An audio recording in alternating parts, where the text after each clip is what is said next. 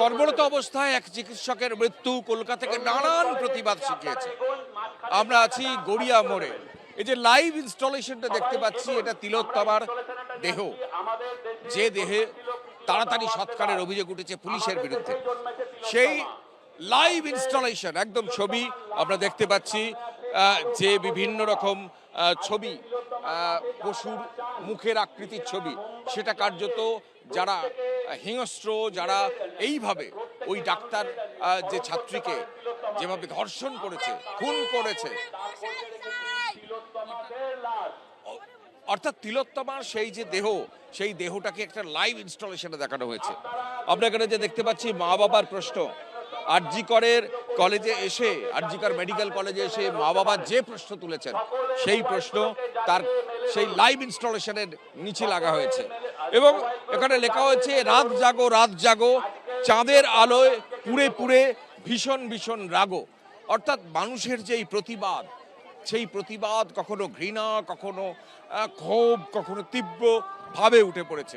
আমরা সেই লাইভ ইনস্টলেশনের পাশেই এক অদ্ভুত ছবি দেখতে পাচ্ছি, মোবাইলের ফ্ল্যাশ দিয়ে তারা এটাকে মানে উদযাপন করছেন কার্যত। অর্থাৎ একদিকে তারা হতাশ যে এখনো কোনো বিচার নেই, একদিকে তাদের আশাবাদ, আলোর সন্ধানের দিকে যাওয়ার চেষ্টা, যে এই বিচার ছিনিয়ে নিতে হবে, পেতেই হবে প্রতিবাদের দিয়ে। আমরা লাইভ ইনস্টলেশনের দিকে আরো একবার তাকাবো। সেই লাইভ ইনস্টলেশন কিভাবে ছিঁড়ে বেরিয়ে আসতে চাইছে, অর্থাৎ সেই লাইভ ইনস্টলেশনকে ছিঁড়ে ফেলা হচ্ছে, হ্যাঁ, এবং ছিঁড়ে ফেলে যে দেহ, মৃতদেহ বলে তাকে ধারণা করা হয়েছিল, সেই মৃতদেহ নিজে ও বলছে আমরা তিলোত্তমার লাশ চাই না, আমরা জীবন্ত ভাবে তাকে ফিরে আনতে চাই। দীপালিদি, এই এই এই লাইভ ইনস্টলেশনের ব্যাখ্যা কি? ও ছিঁড়ে বেরিয়ে এলো, ও প্রতিবাদ করলো। তিলোত্তমাকে হয়তো পুড়িয়ে দেওয়া হয়েছে, কিন্তু প্রত্যেকটা মেয়ের মধ্যে তিলোত্তমা বেঁচে আছে এবং তারা প্রতিবাদ করছে। ও প্রতীক, তিলোত্তমার প্রতীক। আজকে ও বেঁচে আছে, ও প্রতিবাদ করছে। আজ তিলোত্তমা আমাদের মধ্যে রয়েছে। তিলোত্তমা মারা যায়নি, সে প্রতিবাদের মধ্যে বেঁচে আছে। তিলোত্তমা তার সেই যে বর্ম, যাকে ঢেকে রাখা হয়েছিল, তাকে যে চাদর, সেখান থেকে বেরিয়ে এসে সে সেই বর্মটাকে পুড়িয়ে দিচ্ছে। অদ্ভুত এক ইনস্টলেশন, অদ্ভুত এক প্রতিবাদের সুর এই কলকাতায় শিখেছে এই মৃত্যুর জেরে। এবং অর্থাৎ যে ছবি আমরা দেখতে পাচ্ছি, আগুন জ্বলছে, তার মৃতদেহের যে বার্তা, সেই মৃতদেহ থেকে বেরিয়ে এসে তিনি বলছেন তিনি জীবিত, তিনি বিচার চান, তিনি জীবিত। মৃত হিসেবে মানুষ দেখতে চায় না তিলোত্তমাকে, সেই মেয়েটিকে, সেই ডাক্তারটিকে।